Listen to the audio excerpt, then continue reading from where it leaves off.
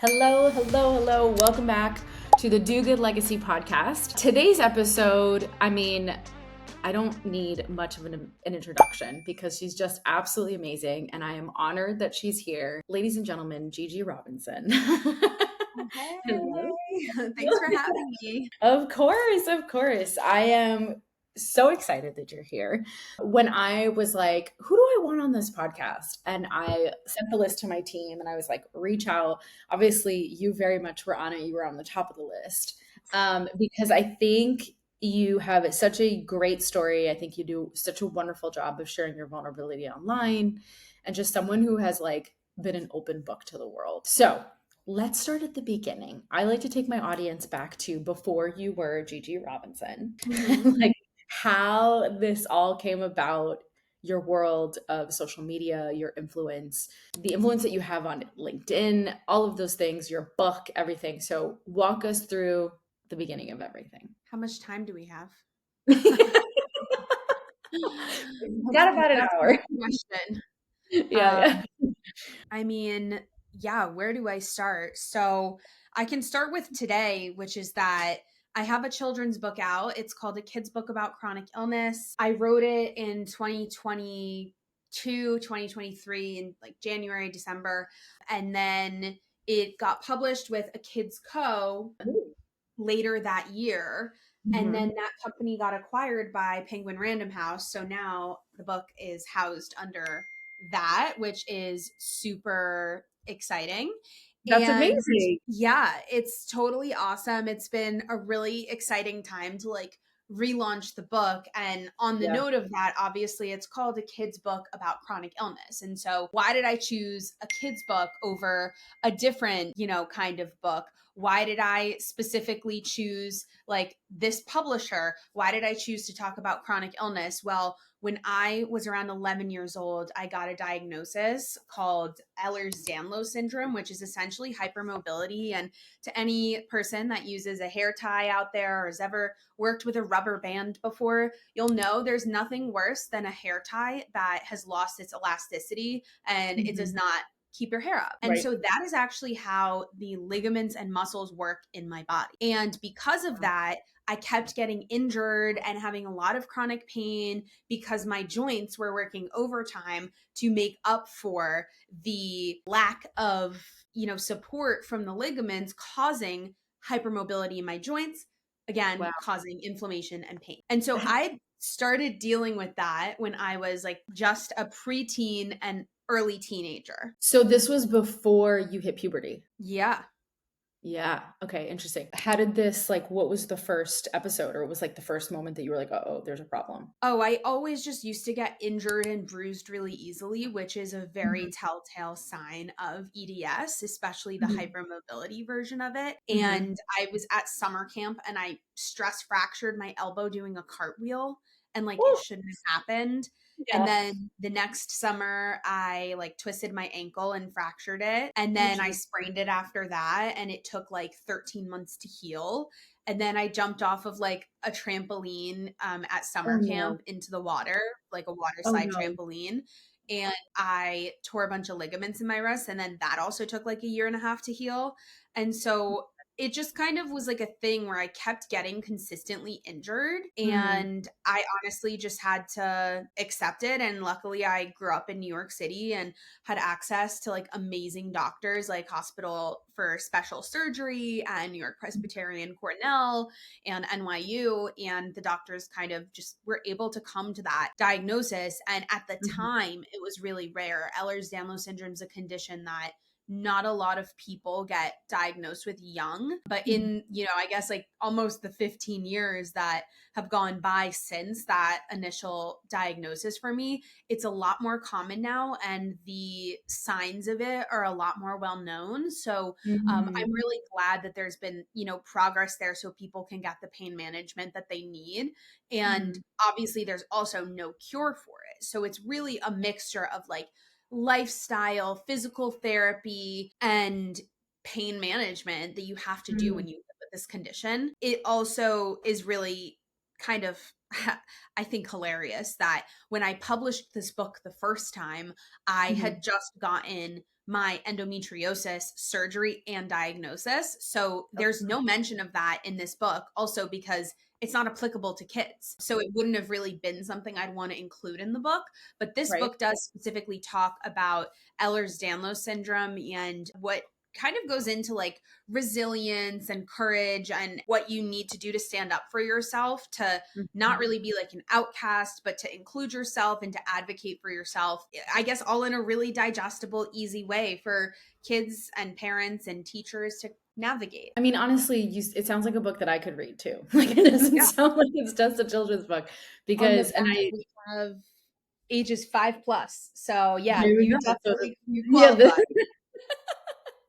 I say this all the time, and my listeners have heard me say this before. I believe that we are all a bunch of children playing dress up. Oh, yeah, I would Yeah. agree.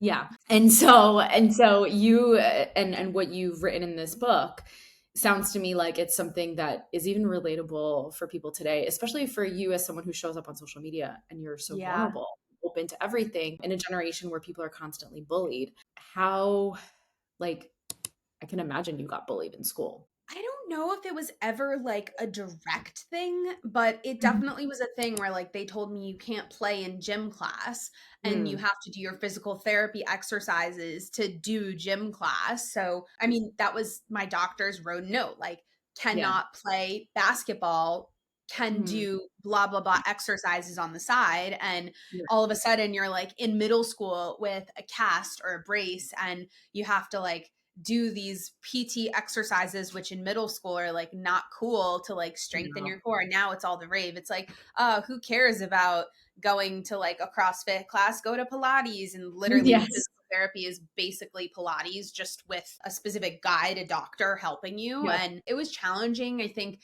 that's also the beauty of what led me into the world of art, which is a big part of my journey. Mhm. And I actually was a competitive swimmer before this whole health diagnosis. And by competitive, I mean like, elementary and middle school level Yeah, competition. yeah. But I had dreams at a certain point in time to become like an Olympic athlete. Like that was like one Yeah. of my dreams. So competition and like perseverance had always been something that I was interested in. And then Right. once that was taken away from me, I had to channel it into something else. So luckily, I found art, and that was really a beautiful part of my journey because throughout high school, I went to LaGuardia here in New York City. Mhm. And that is a very competitive school to get into. And Yeah. to kind of throw myself over the edge a bit more, I did a bunch of extracurriculars. I did theater. I did photography courses at the International Center of Photography, Wow. both film and digital, focusing on night photography specifically. And Oh, then I that's started so entering hard. competitions. Yeah. And then as the competitions were coming back, I was like, Uh-huh. wait, I'm winning. Like this is amazing. And I kept winning like medals and certificates and like landing my art in galleries. And I'm like, oh, I should probably go to school for this. Okay, so this was high school. Yeah. It was like middle school, high school. Okay. So you get into arts, you channel that energy that you had into the arts. You see the opportunities there, film, photography, all night photography. God bless. I took a class in college, almost literally failed because I was like, what is this? It's Why hard. is this so hard? Yes. Oh, well, you just have a camera, you just take pictures. It's so easy. But if you like, I used to play these games with myself because with film, you really have to be deliberate about the settings that you're using. With Yes. digital, it's a lot more correctable, I guess. Like you can course correct. And if you see the exposure is wrong, you can change it. Or sometimes if something's too bright or too dark, you can like lighten it or darken it over on the digital environment, like Right. programs like Adobe software. Yeah. But when I was doing film, I used to just guess what my light meter would say. And the light meter is the device that like reads the numbers that you should put on your camera to capture the right photograph at the perfect exposure according Right. to the light meter. Mhm. And I used to guess what it would be and like basically check my light meter after just Right. to like test myself and make myself better, because again, like I was always competing. Like there are people that rely just on light meters, and that's totally fine. Like Right, some right, people right. just want to do that. It's like some people rely on textbooks, other people want to rely on like their internet search, right? Right, Maybe it's right, a little right. different, more complex, but yeah, that's kind of what I did. And it was really fun. Nice. Okay, so you finished high school. You went to college. Tell us where you went to college and where, because this is essentially where your career really started to take off when you were in Yeah. college. Okay, Yeah. so walk us So through. I went to FIT for a year, and Mhm. I actually really did not want to be there. I was wanting to go to a different school down in Miami. You may have heard of it, U Miami. And I really wanted to go there, like really, really badly. And Mhm. things just didn't work out. And I ended up going to FIT in New York Mhm. City instead. Mhm. However, that felt like an extension. That felt like I was not just playing it safe. Like I was just in the city I grew up in. Yeah, so I felt like going to FIT was really just like playing it safe. I was not Totally. interested in it. I didn't feel mentally challenged. I didn't Right. feel technically challenged. I felt like I had learned a lot of this stuff when I was in high school at LaGuardia. So Yeah. I decided to try to get an internship. And to any freshman trying to get an internship, you know Yeah. how rare that is to actually Yeah. get one and land Yeah. it, Yeah. because juniors and seniors get internships, and Yeah. even Their people that just priorities. graduated, right? Yeah. Like their Mhm. priority. And Yeah. so one of my classes was this, I think like professional communications class at FIT. And they Mhm. encouraged us to cold message people, and to Mhm. also, and then in my social media class, to build a LinkedIn profile. And And wait, what year is this? So give everybody a little bit more this is context. 2016 in the fall. Okay. Okay. Okay. Okay. Yeah. Got it. And Yeah. so definitely at this point, 9 years ago.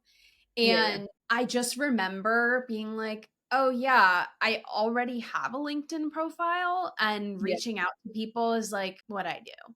So Yeah. I decided to just message a bunch of photographers in New York City.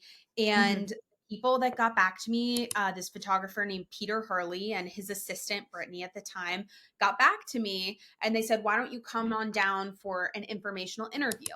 And I'm like, sure, that works for me. And me being me, I did all of the research on him, his prior career, and how he fell into photography. And I went into the interview and I asked him questions that he later told me nobody had asked him coming from a student lens, because most people will always ask the basic questions. Why do you do photography? Why do you like photography? How'd you Mhm. fall into it? But they don't ask you about like, what did competitive sailing teach you about becoming a top headshot photographer? Right. Like, that's a more specific question that only somebody who actually did their research Oklahoma? would be Yeah. able to ask.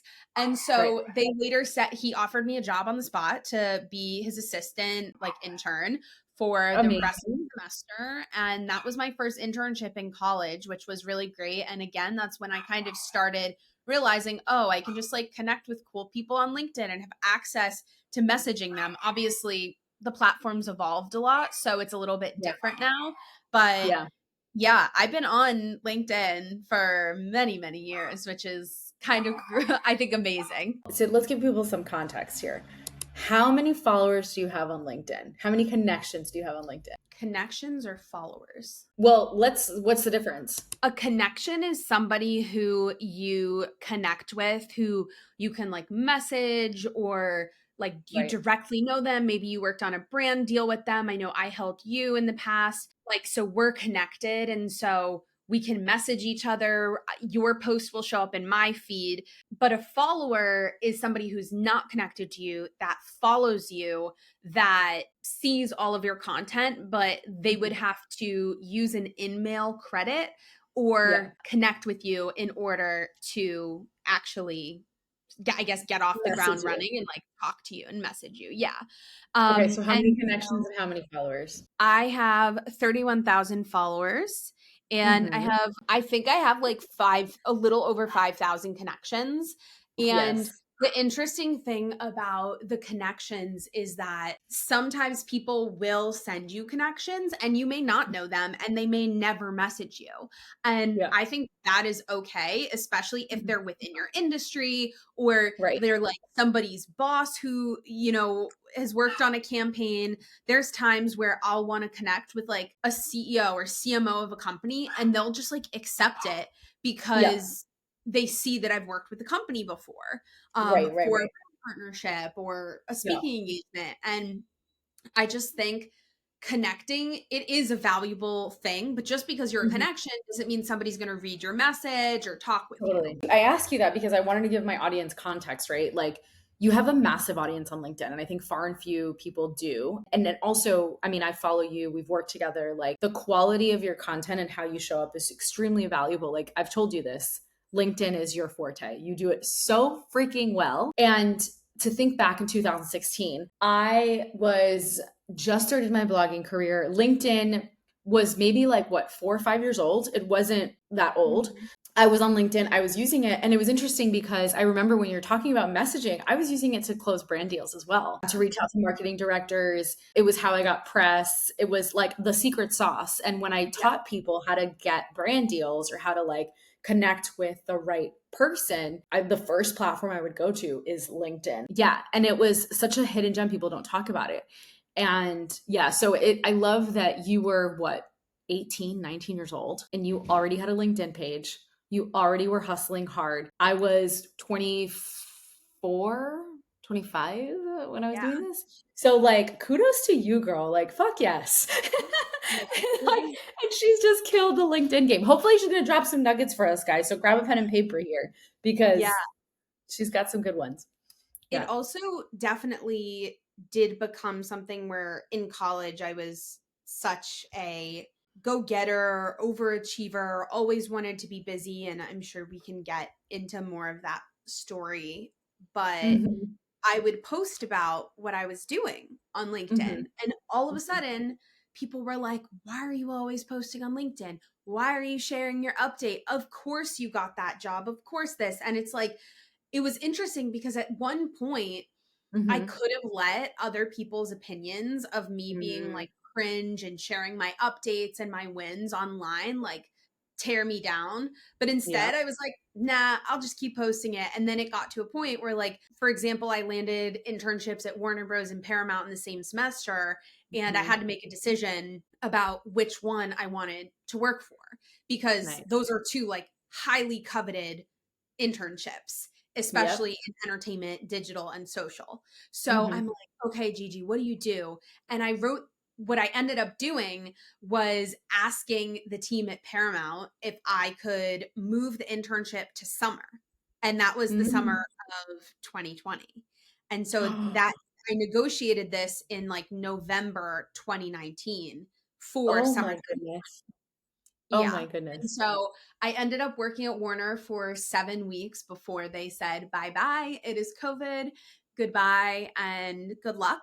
And Oh my. Paramount basically decided at the end of May that we would be doing a very part time, very hybrid, I mean, very part time, very remote Mhm. internship that would not be at all what I originally had signed up for. But Right. the story I then shared was, hey, interns, go out there and literally just like apply for everything and wait until you have one offer letter or multiple offer letters because then you can Yeah. use that as leverage to Yeah. negotiate something for the future. Did I get lucky and did Paramount say yes to Yeah. allowing me to do that? Not at the time that they wanted to work with me. Like, Right. yes, I got very lucky, but it was the Yeah. fact that I asked that Yeah. they liked. They were like, "Oh wow, she has like such great communication. She doesn't want to overextend herself. She still Yeah. wants the opportunity. She's going to ask." And they're like, that would just make our life easier. We don't want to have to rehire someone for the summer. We already like you. So, sure. And you never know. And so that story caught the eye of a Business Insider reporter. So then I was in a couple different stories, one about working for Warner Bros as an intern and the other about crafting a resume to land at a top entertainment internship. Wow. What a badass. I love that. I love it. I love it. Okay, so where did you get this courage from? I think that's what my audience is going to ask. Like, where did you get the balls to do all this? I can resonate with a lot of what you said, especially like just ask, because at the end of the day, the worst thing they will say is no, or they won't answer. Like, and then nobody's going to be like, you're dumb, you're stupid, like goodbye. No, on the flip Right. side, they're more likely going to be like, wow, she's young, she's hungry, she's interested, let's give it a chance. At the very least, it doesn't work out, but it's an internship, it's an opportunity. And I mean, at the end of the day, everybody wants to help anybody. And I think this generation, this younger generation struggles with that. And I think it's because of COVID and like being in solitude and all of the mental health that came with that. But very much Yeah. so that like putting yourself out there and finding like the right person that wants to mentor you is key. And I've been so Yeah. fortunate in my own career that I've like done a lot of what you did, very much like put myself out there, was willing to accept a no. And by the grace of God, I didn't. I got yeses. I got a lot of yeses. And that allowed me to expand and grow my career. So what would you say was like your I'm gonna go balls to the walls, even if they say no, I don't care mentality? Like where did that come from? And like, did it come from Yeah. mom? Did it come from dad? Like Maybe both? some. I think in the past we've talked about how like I did have parents that have done some of the Tony Robbins programs, and so Mhm. definitely have been into kind of like mindset, whether that's like just by proximity. But I did my first UPW and I was in senior in high school. Like it was like Yeah. very early on that I did it. Like I was still a teenager. Yeah. And I just did my second one last November. And honestly, I think it just comes down to that competitive nature. People Yeah. who are competitive do not Mm. get upset. They don't latch on to the loss, even if they Yeah. lose or even if there's a no, right? Competitive Hmm. people get up and do the work they need to do to be the best and come back stronger or like win it the next time. And sometimes it takes like many, many times. Like I can Right. talk about, for example, the whole Sports Illustrated swimsuit thing, right? For Hmm. me, that was my first time submitting. But the Hmm. other girls that had been Hmm. submitting for 2, 3, 4, 5 years, like so I was alongside some of these people that had been doing submitting for years and years to try and be cast in the edition. And Yeah. did I get lucky? Did I just have a good pitch? Like I really can't tell you how they decided on me, but I do Yeah. know other people that were there with me that got to the same exact place had to Yeah. try over and over and over again before they got that yes. And so there's Yeah. no like right path with it. It's just that competitive people keep trying and they keep doing what they need to do in order to get what they want. And that's Yeah. kind of my outlook on it, even on brand partnerships, on speaking engagements, on writing the children's book, working on my next manuscript. Like there's just a level of persistence that you have to have. Yeah. And by saying this, I am not saying that there are not low moments and that there are not very, very challenging times that make me want to quit. Of course, Right. there are. But when I think about the cost of quitting and Hmm.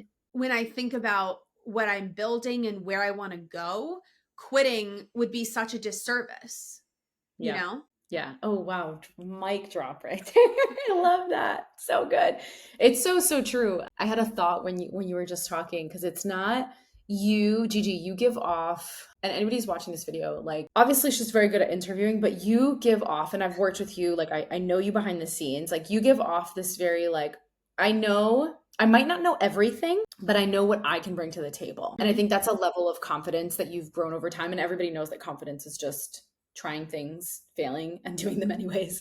Yeah. And you've done that so many times. And I think that's a core recipe to what's allowed you to then continue to grow and continue to try, which I love for you. Okay, so we're in 2020. You are what? Well, I'm a you're senior. in grad school now. Oh, you're a No, I senior was in a college. senior in Okay. college. Yeah. And Um, then you don't have this internship. Are you living in New York at this point? I guess if we're really going back to the start, January through March, I was in LA finishing my senior Okay. year like I should Okay. have, enjoying the last kinds of parties and all these things that I Right, have to right, do right. before I wrap up and Uh-huh. end my BFA at USC. Yeah. And then the middle of March comes around and school says, Yeah, we're we going all to know what try happened. remote. And we're like, what do you mean? Like, that, why would we try remote? And they're like, to be honest, I had this one teacher. He's like, I don't think I'm ever going to see you guys again. And we were like, haha, you're totally kidding. Like, there's no way.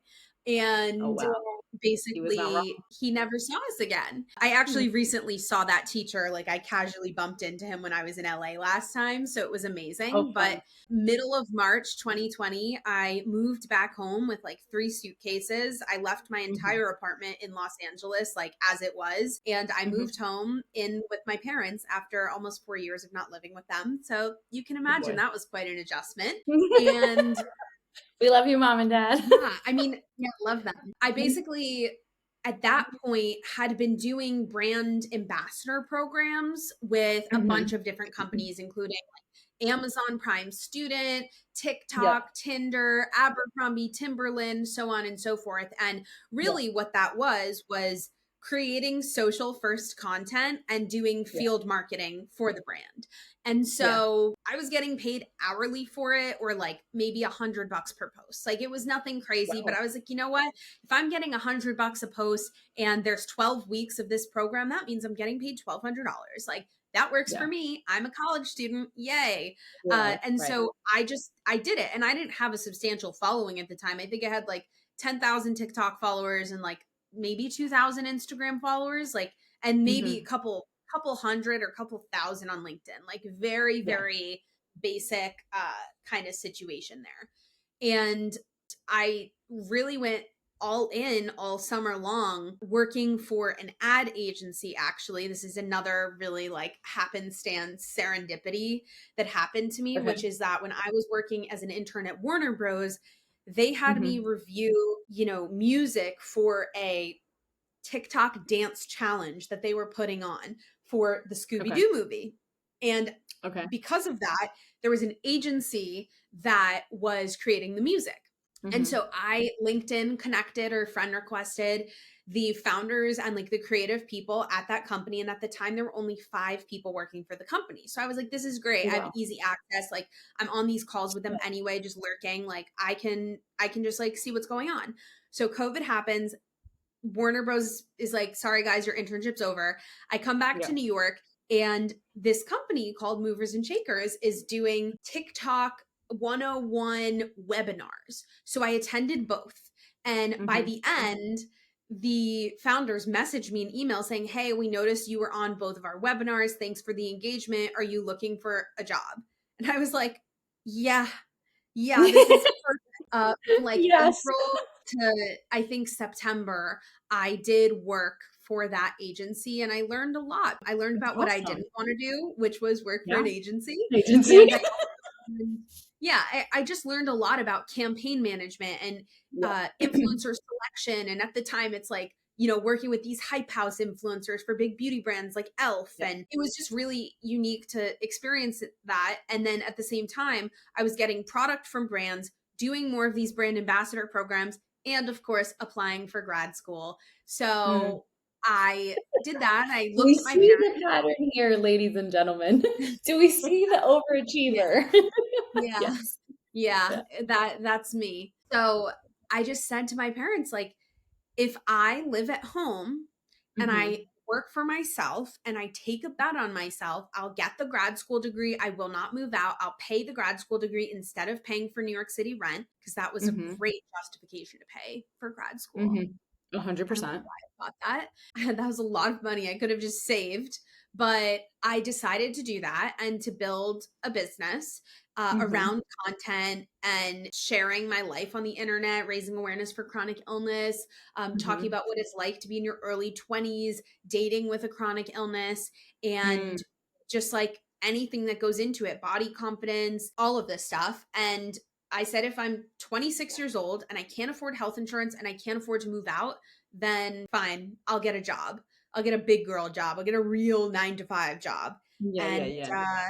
I think 2 months after my 26th birthday, I moved out and I now still live alone and everything is all well, no, I don't live alone. I don't live with my parents. Yeah. I live with my boyfriend and our 2 dogs, but I kept that promise to myself, and I knew that no matter what, like, there was no way I was gonna get a job, like, Yeah. get a 9 to 5. Like, that's just, like, Yeah. not for me, Yeah. and I was talking with my dad recently because I was interviewing for the Goldman Sachs 10,000 Small Business Accelerator, and Mhm. before the interview, I'm like, I don't know what to say, like, whatever. I don't know if I'm, like, the right kind of business for them or the right entrepreneur. And he says, it doesn't really matter because either way, you've wanted to be an entrepreneur since you were in the 4th grade. Like, you have always been like this. And I actually didn't end up getting it. Like, I got through 2 rounds of interviews and I didn't get it. Does that mean I'm, like, destroyed? Does that mean, like, my business is not worthy? Like, no, I just know that they're choosing more businesses that are, like, brick and mortar, D2C. Like, my Yeah. business is more of a lifestyle digital brand. And Yeah. sometimes, like, a business accelerator is not the right fit for that. And so Right. I don't feel bad about it. I'm not tying any emotions of my self-worth and my business's worth to Right. that. It just wasn't the right fit. And Yeah. I try to take that mindset with me no matter what happens, whether it's a brand deal that doesn't work, a speaking Right. engagement that doesn't work, because what works for this person is not going to work for me, and vice versa. Totally.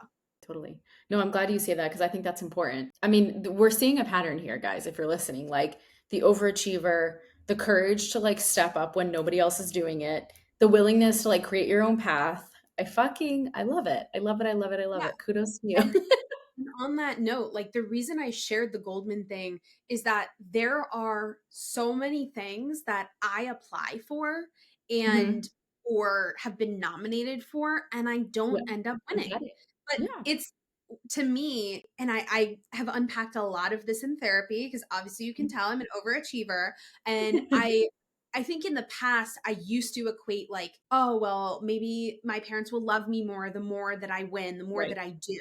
Right. You know, at some points in my career, it's like, oh well, then other people will value me Right. more because of the accolades that I have or because of what I've done, right? Right. And part of that is true when you're an Yes. entrepreneur. Like, there's no Yep. denying that, oh, she's Yes. Forbes 30 under 30, or she's, won this award or that Yep. award, or has Yep. done this many partnerships. Like, people do value that. And, like, there's no 100%. denying that. However, the shift that I made was that if I don't get chosen, who cares? Like, what was It's that not going to the end do of the for world. me anyway? Like, Yeah.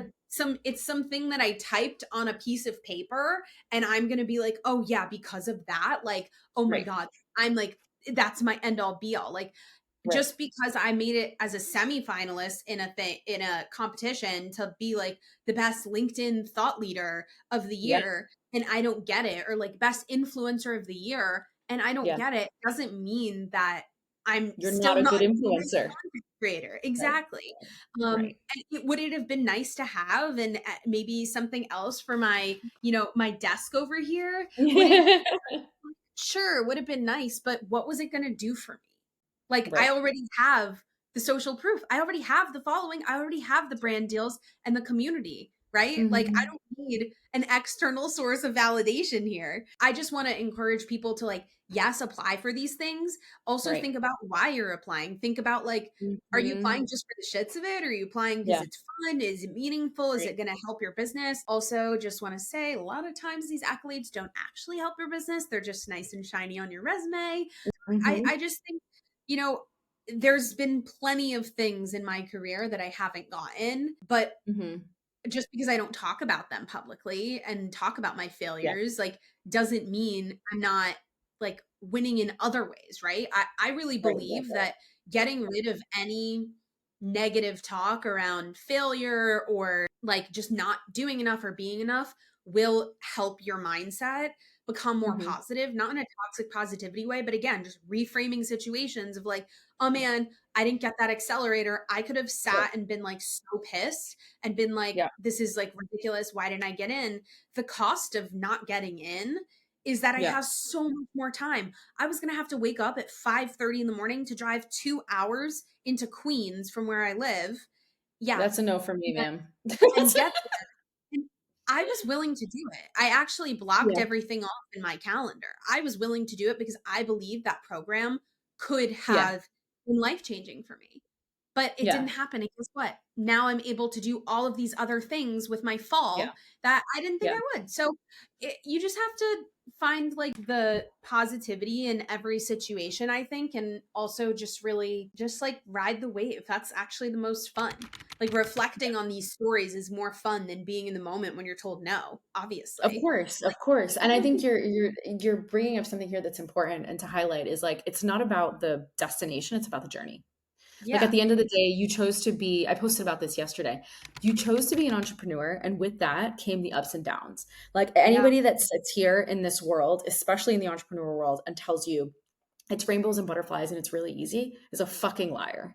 It's Yeah. like, because we know that's not true. There are Yeah. plenty of times that I have failed. There are plenty of times that I've applied to things and I didn't get. And at the end of the day, it didn't mean anything. It was just, it is what it is. You get up and you move on, right? It's just like riding a bike. The first time you rode a bike, I'm pretty sure you fell and scraped your knees 1,000 Probably. times. And then eventually you were like, okay, cool, we're going to get up and do it again, right? And I think that's something to be said about people that are scared to take risks. It's the contract that you sign when you choose to be an entrepreneur. When you choose to say, I'm going to do this for myself, I'm advocating for myself, I'm going to try everything and anything that's possible to get myself out there. And so I commend you for that. And I think that's very brave of you and also extremely important. Yeah. Yeah. And I will say, I think a big part of that, and like I said, like the key themes on this book is like bodies and illness, but also resilience and courage.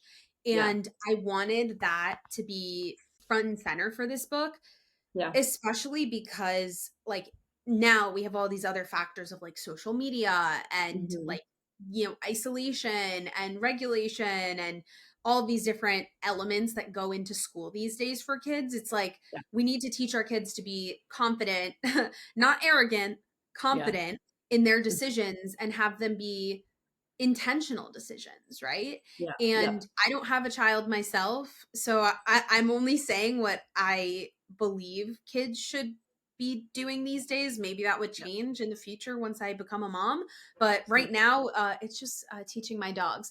No, I'm just kidding. But really, what I'm saying is like living with a chronic illness Yeah. also kind of informed this mindset, right? Like when I was in college, I couldn't really go do like a lot of technical student jobs that were allowed on campus, like lifting things or like moving Hmm. things around, or Hmm. I wasn't the best fit for those things because physically I knew it would be a detriment to me. So Yeah. instead I found opportunities that were I could do from the palm of my hand, or do Right. like while I was shooting for a class assignment, I could just shoot something else for my student job and get it all Yep. done in one. Yeah. I always optimized my time and I always Mhm. made sure that I was doing what I needed to do so that my health was never jeopardized. Yeah. And when I made the decision with my parents and I, told them I don't think I'm going to get a full-time job.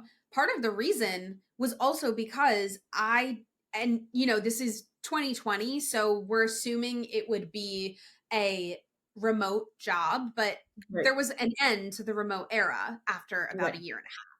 And Right. so I just said, look, I'm dealing with my chronic illness. I'm in so much chronic pain these days that I can't even get out of bed. Like, Hmm. or I'm going to get acupuncture and different kinds of treatments and steroid injections for my chronic pain and taking Hmm. this medication that causes brain fog for me. Like, I don't think I would be able to work a 9 to 5. Just there's no time in the day. Even if it was a remote job, Yeah. a lot of remote jobs are not remote flexible. Remote Right. flexible means working whenever, wherever. You could work at 5 in the morning or 3 in the morning and they wouldn't care as long as you got the project The done. work done. A lot of Right. companies were just remote 9 to 5.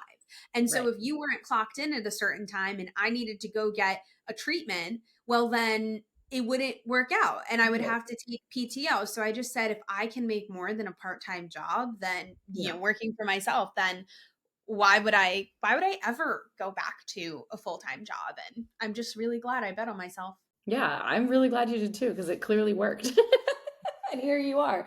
No, I love that. I love that for you. I mean, you had the right mindset. I agree with you. I don't think I remember quitting and leaving my 9 to 5. I mean, this was way before 2020. This was 2015. But I remember walking out of that office and thinking to myself, I'm never going to come back here.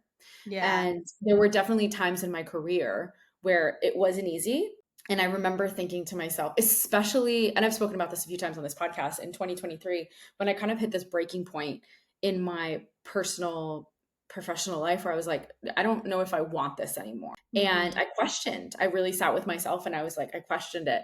And the thought, and at that point, I hadn't worked in corporate for over 7 years. So I was Yeah. like, I don't have a resume. Like what? And Yeah. then my mentor gave me, and she was totally fucking with me. She gave me like a templated resume, Yeah. and I like hung up the phone and I'm hysterically crying. And I start filling this out, and like 20 minutes in, I call her up and she's like, well, that took you long enough. And I was like, what the fuck am I doing? She's like, thank God. She's like, I'm like, she's like, do you realize that? I was like, yeah, I'm literally going to do the job of 7 people, get paid significantly less, work twice as hard. And I'm like, I'm going to hate this. And I was like, nope, we're fine. We're going to fix this. Everything's going to be okay. And it's just like a different way of thinking. So yeah, no, I commend you for betting on yourself. I think it's important. I think more women should. Yeah. I don't think we do. And so kudos to you. Yeah, I agree. And like, for example, right now, like things are a little bit slower than I like them to be. But I'm Yeah. like, you know what? I have sourdough starter in my fridge. I'm gonna bake a focaccia bread today. And I That just sounds like I delicious. no, like it literally came out so good. Like it's gonna be a work in progress, like to learn how to bake it properly. Because I forgot yeast, which is a problem. But Yeah, I was it's just gonna say, like, that's a yeah. core ingredients, Gigi. But with I did it with sourdough, so you can, like, let it bulk ferment. It's, like, a whole different process, but Okay. yeah, like, I just did that on Monday. I don't know if you had seen my Instagram story, but there was this moment I had where I was or it wasn't even Monday. This is the kind of week I'm having. It was Labor Day, and then I come So it back is so Monday. it's a Tuesday, Monday. This Got is it. what I'm Okay. saying. So it Got was it. my Monday of the week, but it's on Mm. Tuesday, and I'm like, "Okay, I have to catch up on all these things, whatever." And I wanted to start my day off, go to 8:30 Pilates, and I get in my car. Well, no, before I get in my car, I spilled my entire coffee all over my workout set. So the Awesome. time that I had to the 5 extra minutes I buffered for like getting to the spot that I wanted in the class and getting good parking kind of was like now rushed and I was stressed and covered in coffee. And so I just changed really quickly. I'm like, I got to clean this up later. I get in my car and it smells like a dumpster. And I'm like, why does my car smell like a dumpster? I don't leave anything in the car. My car is immaculate. Like, what is going on in this car? It smells disgusting. And I go to the class. I leave the windows cracked. I come back from the class, which luckily they let me into. I was like right on time. And I go to the grocery store to pick up more almond milk because I was out of almond milk and I just spilled my only cup of coffee for the day. So I go Yeah. pick that up, come back, and I get in Car my still car and smells it like a still smells dumpster. disgusting. Yeah, the car Okay. still smells gross. So I go put my groceries upstairs and then I come back downstairs to check out what's going on with the car, like very, very specifically looking all around the car. And I see one of my dog's chew toys covered, Oh. drenched in water, covered with bugs. And I was literally like, this is disgusting. How did this happen? Well, my car had a leak through the sunroof. And so the bottom of the front passenger seat where the toy was literally getting like moldy. So then I go, okay, Gigi, let's take the car to the car wash. So I take the car to the car wash. I let it go through the thing. I get into the car and the car is dripping water. So I'm like, crap, I have to go to the dealership now. So I go to the dealership and they're like, oh, yeah, like we can give you a ride back. I'm like, great. And I had a call, I think, set for like 1 o'clock at that time. And they're like, I'm like, when are you going to be back? And they're like, oh, 45 minutes or so. I'm like, it's fine. I'll walk. It's not a problem. It was like a mile. I'm like, I'm a New Mhm. Yorker. I can walk. So I walked back, get on my call, and then it's like 1:30 by the time I have to start my day. And I'm Mhm. like, I feel like I can't snap into deep work. So I'm like, you know what? I'm going to go get a haircut. I'm going to go to the bank and handle some things that I have to handle. And I'm going to get my nails done. And then by the time I got back, it was 5:30 and I started making dinner. And that was my day. And I I'm at love a that. place in my career where because things are slow, a Yeah. day like yesterday or 2 days ago was not really even stressful. Yeah. I was just like, "You know what? I'm gonna just take the time, take this as a sign to, like, Yeah. slow down and Yeah. just, like, be and just let these things happen, and when work is fast, I'll just remember, like, wow, I'm so grateful that that one Right. day when I had all of that series of unfortunate events, like, I was able to just let Yeah. that happen." and not Yeah. not really be affected by it. So that's kind of the mindset I'm trying to embody I throughout love that. I love that. And honestly, it's my the best mindset to have because it's true. When you're working for yourself and you work from home, like these things happen all the time. And it's just kind of, you have to roll with the punches. Getting upset isn't worth it. Yeah, no, totally, totally true. So yeah. I have, we're cutting close to the time here, but I have a question for you because I think this is important. Knowing the work that you've done, the industry that you're in, you know, you obviously just published a book. We know you're working on your second one. You're going to tell us about it in a second with the brand deals, with the influencer space. How do you, especially with LinkedIn, what are your thoughts on AI? What are your thoughts on AI? What are your thoughts on the changes, where it's going? What do you think is going to be like the next big thing? I think if you're not investing at least 30 minutes a day into learning AI, that you're stupid. And I think it's a very naive thing to Yeah. just say, "Oh, it's not important to me. It's not important to my business." We're going to get to a point. I mean, think about when companies started with their little chat bot on their web browser when you needed help. Yep. If you go to Banana Yep. Republic, you need help. Newsflash, Probably. all of Yeah. that's AI. That's always been there. So Mm-hmm. now they're just going to be doing that a lot more and cutting Yeah. corners with different things in the workplace to get humans out and robots in. And is that a Yeah. good thing or a bad thing? I don't know. But if you're ignoring it, you're naive and stupid. And if you are over relying on it, you're also going to be naive And and I stupid. am So there is a stupid. fine balance, and there has to be a lot of like personalization that you're putting into it. There has to be a lot of thought going into it. There also has to be a lot of boundaries, right? Like Yep. some, there's studies now that show that like when CEOs and founders of companies use AI Mhm. to, talk to their employees know, and it makes them feel like Yeah. they're not actually what's the worth? Like if you're the leader of a company and you can't even draft an email or give an address that wasn't written by AI at this point, like what's Yeah. going on with the company? It makes them trust the company less, leads to a more hostile work environment, which then Yeah. leads to more usually bad performance, Yeah. layoffs, etc. And so I think it can be a very slippery slope, but I think especially for creative people like us, like Hmm. it is very important to still have those creative design sprints, to like use a whiteboard. I have a whiteboard behind my door over here, to have a journal, to write your voice notes down, not to ChatGPT, but like in your Yeah. notes app, and to Yeah. have all of this creative stuff that was a part of our process before AI. AI can Yeah. help refine, AI can help, speed it up. If you're not spending time with it, you Yeah. will suffer in the next couple of years. Oh, I think you're going to suffer very soon. I agree with you very much. I actually, right before I left Miami, I had dinner with one of my first bosses at an internship that I had as a freshman in college. He's one of my mentors. We've stayed in touch through the years. And this was a very long time ago, guys. I graduated college in 2011.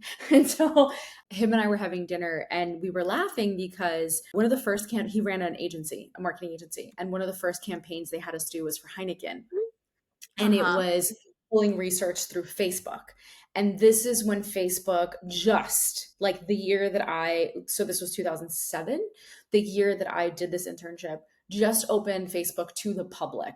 Like it had only been for colleges. Remember, you can Yeah. only join Facebook when you're in college. And Mhm, we mhm, had mhm, created mhm. like Facebook groups, community groups about like beer lovers because it was for Heineken. We pulled up Yep. demographic information. And I remember doing this like whole spreadsheet analysis, and we were using Sims analysis and like the whole 9 yards in the marketing world. And if you know what I'm talking about, you know what I'm talking about. And we pulled all this data. And we had this big meeting at the end of the summer with all the board members of the company. And he was laughing because I said to him, I was like, what were you thinking at that point with Facebook? Like Yeah. Instagram didn't exist yet. Like what was actually, Instagram had just come out. I think it was like 2 or 3 years old. I'm like, what were you thinking? It was still a photo app. Like what were you thinking social media was? And he said to me, and Yeah. he's like, I knew it was going to go somewhere. I knew things were going to change. I knew marketing was going to change because of this. I just didn't think how quickly it was going to happen. And then I said Yeah. to him and I was like, well, let me ask you this. What do you think about AI? And he's like, oh, I can't even fathom. Like, it's happening so fast. And I'm like, exactly. I'm like, I think what is happening with happening in social media is going to happen with AI, and it's going to happen 20 times faster. And if you Yeah. aren't on board with what that looks like for your business specifically, like, you're going to get left behind. So yeah, I think for the Yeah. influencer world, I think for the content world, I think, like you said, it's a slippery slope. It can either benefit you and help you in terms of like efficiency and time and organization, but being and having a personal brand more than ever is one of the most valuable things you can have. And I commend you Yeah. for this book that you have, because I think that's only going to get stronger. I think more people, I mean, I'm going to write my book this year. So like, I know that's the thing that's going to make me different from everybody else, right? Like the story, what I've written, etc. Totally. Yeah. Okay. Yeah. So tell us what this next book is about, because I'm excited. I would Yeah, I would say it's like an extended version of the children's book. Definitely more themes about living with chronic illness and overcoming it, because I've been fortunate enough. I know I didn't really touch on it too much, but since my endometriosis diagnosis, it came at a point in my life where I was like, just it basically is the turning point. Um Yeah. the day before I met my now boyfriend that I live with, I got my results from pathology saying, like, you have stage 2 endometriosis, you should have Wow. kids before you're 30, you should freeze your eggs as soon as possible. And I'm like, I literally am about to go on a first date with this guy. Like, what? Why would anyone want to go on a date with me when that is like my No. fate? Like I Right. almost Right. like put these deadlines on it. And I guess like things obviously ended up working out for us, which is Did you potentially say where that on your first date? Did you bring the test and be like, this is the deal, man? I'm not sure. I forget. But I know it was definitely a stress for a long Yeah. time, and like he had like gone with me to my appointments for certain things and was Mm. like very supportive. And I mean, we're not in a place where we're like thinking about having kids right now, and we haven't been for like the past almost 3 years. So at this point it's like, okay, well, these are the facts. Luckily we know Right. doctors that can help. God forbid there's a problem, but you know what? With endometriosis sometimes there's not. And Right. so in the past 2.5, 3 years since my endo journey, my life has turned around to the point where like my chronic pain and my flare ups are usually like maybe 1 to 2 weeks every quarter, which is Oh, like wow. so much better. I used to be in so much pain like 3.5 weeks of the month every Wow. single month. And so since doing that, since changing my lifestyle, like also I got a breast reduction, like I've been able to exercise. I wasn't Hmm. able to exercise without severe back pain. And so since doing all of that, and Hmm. now again, like being in a place where you're building the life that you want and you also have the support from like people around you, I think is really important. And there's also been other things that have come along with that, right? Like with my health, there's also been like dropping friends. There's been Hmm. setting firmer boundaries in business and Right. personal life. And all of Yeah. these things add up to Right. make you the best person possible. I love that. Okay, so we're gonna get a glimpse of this in the next book. I'm excited. Okay, so we close out this podcast with a very simple question, although I have a feeling that I know what your answer is going to be. Well, it's a loaded question. It's not a simple question. But like the question is, what is the legacy you plan to leave? Like, what is all of this for, essentially? Huh. Like, why That's a haven't you quit? great Yeah, that's a great question. I feel like I'm honestly still figuring it out. I don't think I have a clear answer if I'm being fully transparent, because I'm such a multi hyphenate person and my goals and the things that I'm working on depend on the point in time that I'm at. And so, for example, think about Sarah Blakely, right? Yeah, Her legacy and what she wanted to do at one point in time is different than what she's doing now. Same with yeah. Rebecca Minkoff, right? Like Rebecca Hmm. Minkoff started off wanting to be a fashion designer. Now she's building like her female founder collective, helping Yep. female entrepreneurs. So Hmm. at what point did making women feel confident in the garments that they were in change to Very wanting true. to empower other women to chase their dreams? I don't Yeah. think one is right or wrong. I just think I'm still Right. figuring it out. And obviously, as it stands right now, it's helping people with health issues of any kind feel empowered to do whatever they want, but that could Yeah. change over time. Yeah. Oh, I love it. I love it so much. Well, Gigi, thank you so much for being here. I'm grateful. This episode has been amazing. It was so beautiful to see you, my love. Yeah, and we'll touch soon. You guys, please tell us where they can find you. You can Google me. No, I'm just kidding. I'm such a jerk for saying that. But you can. My You guys handles should. are. You Google her. It works. Her LinkedIn page comes up. Her Instagram comes up. She's the It's true. boss.com. It's It true. does. Yeah. You can go to my website, which is under renovation. So actually, don't go there. But my handles are just it's like the word it's, and then Gigi Robinson. And then if you want a daily dose of furball cuteness, you can follow Zeke and Trixie as well. They're all in her Instagram page. You go. We'll drop it in the show notes, guys, for you guys to look at it. Gigi, thank you so much. I hope you have an amazing day. Thank you for being here, my friend. And we'll talk Of soon. course.